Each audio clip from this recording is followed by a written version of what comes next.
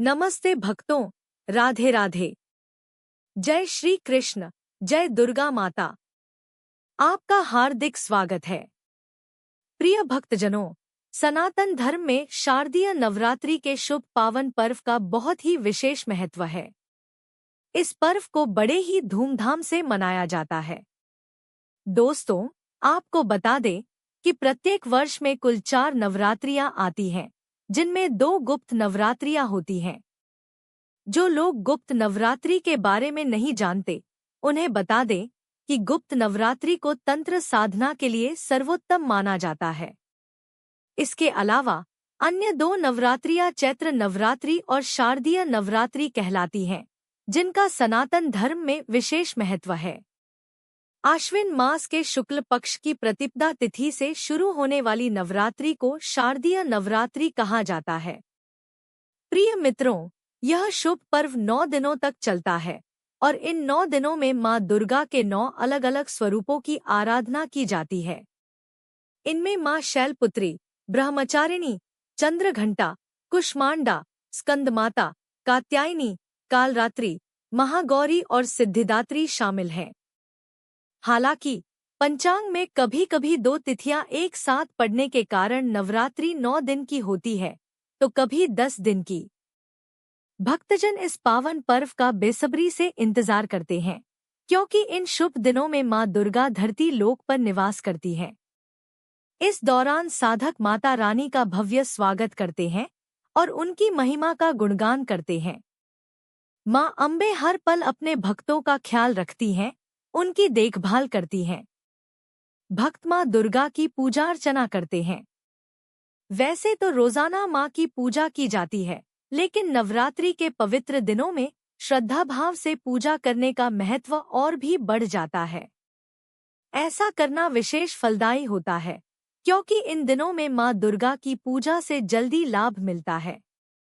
इसका कारण यह है कि मां दुर्गा नवरात्रि में धरती पर निवास करती हैं और अपने भक्तों की पूजा, पाठ, व्रत को स्वीकार करती हैं। वे भक्तों की मनोकामनाएं सुनती हैं और उन्हें पूर्ण करती हैं। जहां जहां मां की मूर्ति या तस्वीर को सजाकर विधि विधान से सच्चे मन से पूजा की जाती है, वहां मां अम्बे निवास करती हैं और अपने भक्तों को असीम कृपा का आशीर्वाद देती हैं। इससे घर परिवार में सुख, शांति, समृद्धि और रिश्तों में मिठास बनी रहती है। मां सोई हुई किस्मत को भी चमका देती है। इसलिए नवरात्रि को मां दुर्गा की कृपा पाने के लिए बहुत शुभ माना जाता है। नवरात्रि के पहले दिन घट स्थापना यानी कलश स्थापना की जाती है, जो नवरात्रि का महत्वपूर्ण हिस्सा है। इसके बिना मां की पूजा अधूरी मानी जाती है। इसलिए मां की कृपा पाने के लिए कलश स्थापना अवश्य करें। लेकिन कलश स्थापना करते समय कुछ बातों का विशेष ध्यान रखें, क्योंकि कई लोग ऐसी गलतियां कर देते हैं जिनसे मां की कृपा प्राप्त नहीं होती और पूजा पाठ का फल भी नहीं मिलता। इन गलतियों से बचना चाहिए। साधक नवरात्रि में मां की कृपा, सुख शांति, आर्थिक स्थिति और भाग्य को मजबूत करने के लिए तरह तरह के उपाय करते हैं, बड़ी बड़ी पूजा, हवन करते हैं।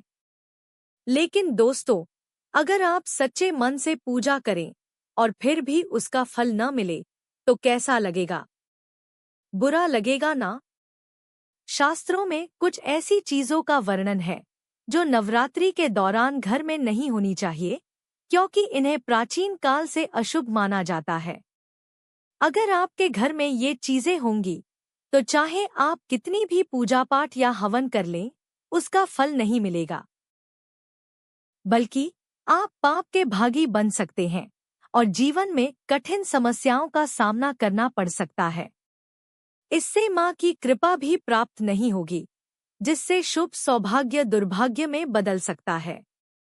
घर में नकारात्मक ऊर्जा का वास होगा और लड़ाई झगड़ों का माहौल बनेगा, जिससे रिश्तों में कड़वाहट आ सकती है। इस लेख के माध्यम से मैं आपको बताऊंगा कि साल 2025 में शारदीय नवरात्रि कब से शुरू होगी, कलश स्थापना का शुभ मुहूर्त क्या है, इस बार मां दुर्गा की सवारी क्या होगी और नवरात्रि 9 दिन की होगी या 10 दिन की।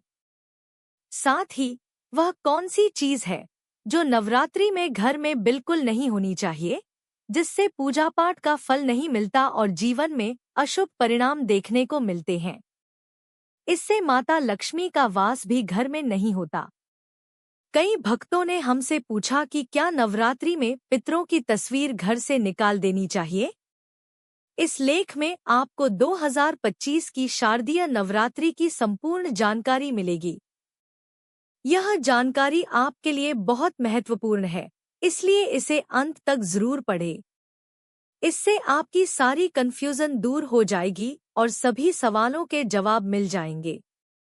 लेकिन उससे पहले, अगर आप चाहते हैं कि आप और आपका परिवार स्वस्थ रहे और माँ दुर्गा का आशीर्वाद हमेशा बना रहे, तो इस लेख को श्रद्धा भाव से पढ़ें।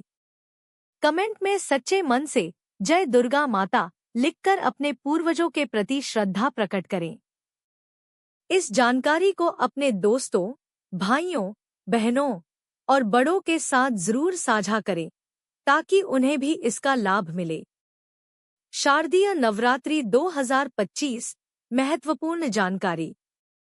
हिंदू पंचांग के अनुसार आश्विन मास के शुक्ल पक्ष की प्रतिपदा तिथि 22 सितंबर 2025 को रात 1:23 बजे शुरू होगी और 23 सितंबर 2025 को देर रात 2:55 बजे समाप्त होगी।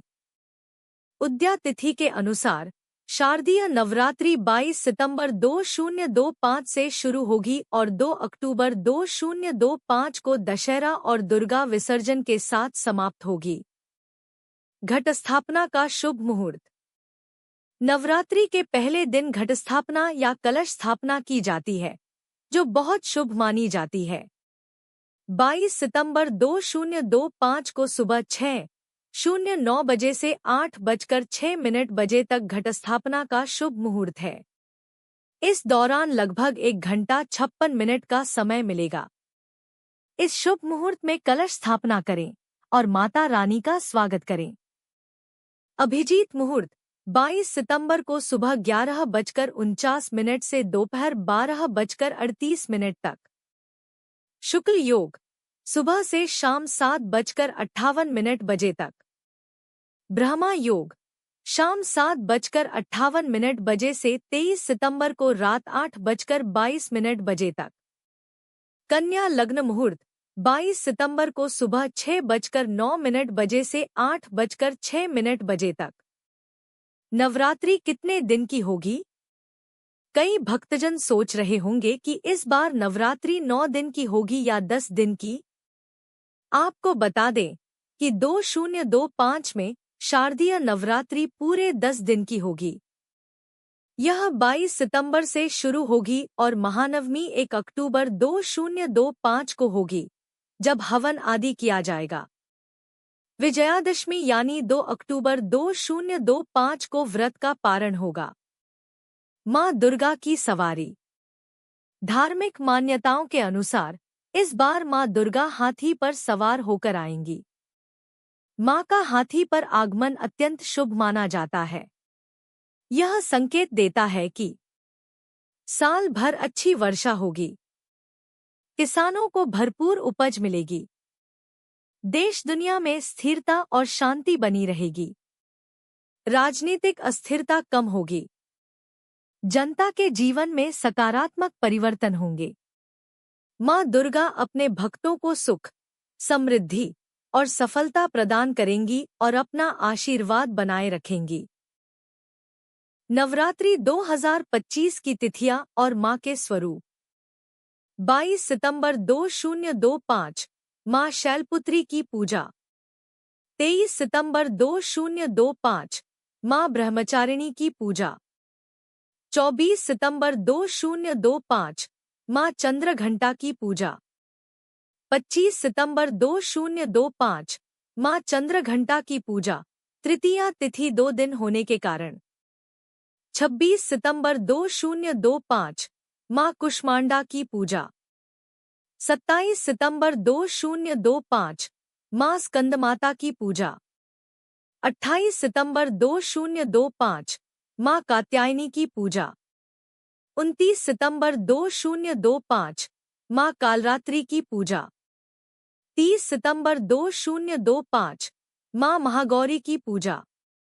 1 अक्टूबर 2025 माँ सिद्धिदात्री की पूजा। 2 अक्टूबर 2025 विजयादशमी और व्रत पारण।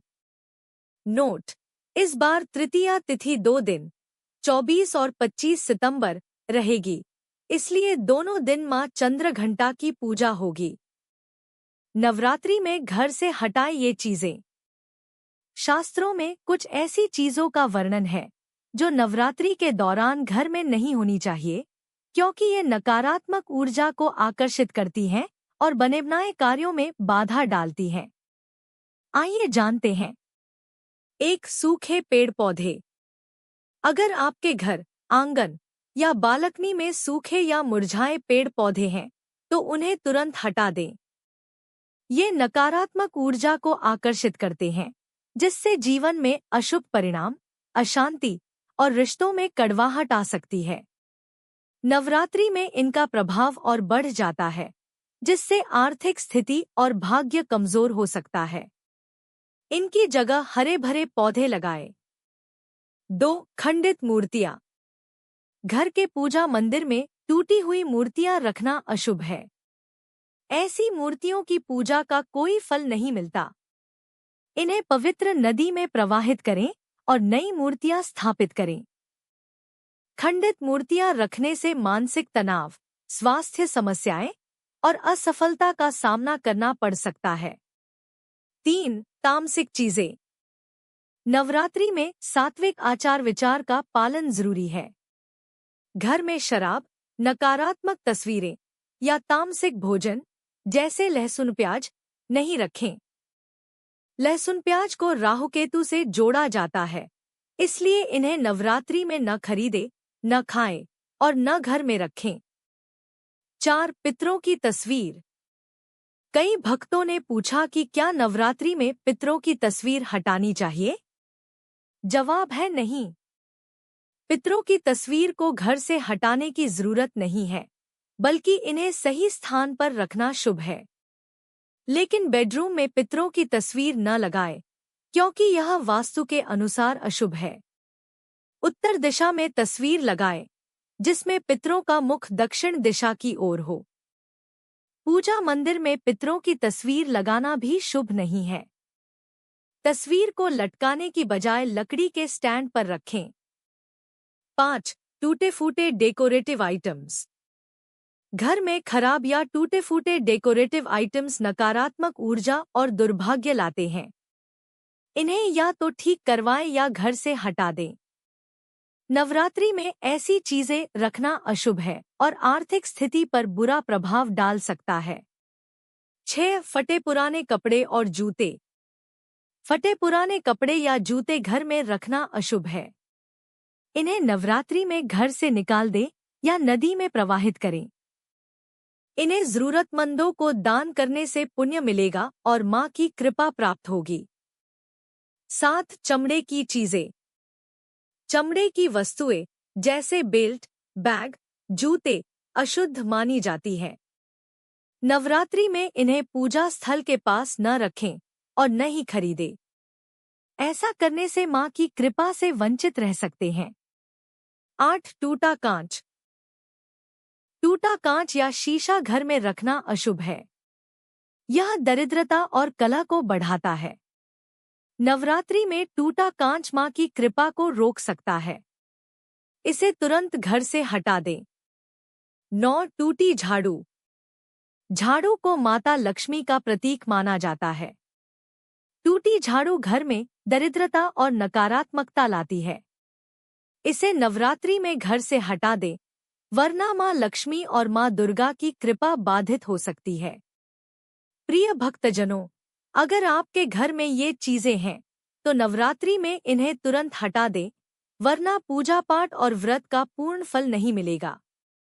यह जानकारी आपको पसंद आई हो तो इसे अपने दोस्तों, परिवार और बड़ों के साथ जरूर साझा करें। कमेंट में जय दुर्गा माता लिखकर अपनी श्रद्धा प्रकट करें। मां दुर्गा आप पर और आपके परिवार पर अपनी कृपा बनाए रखें। जय दुर्गा माता।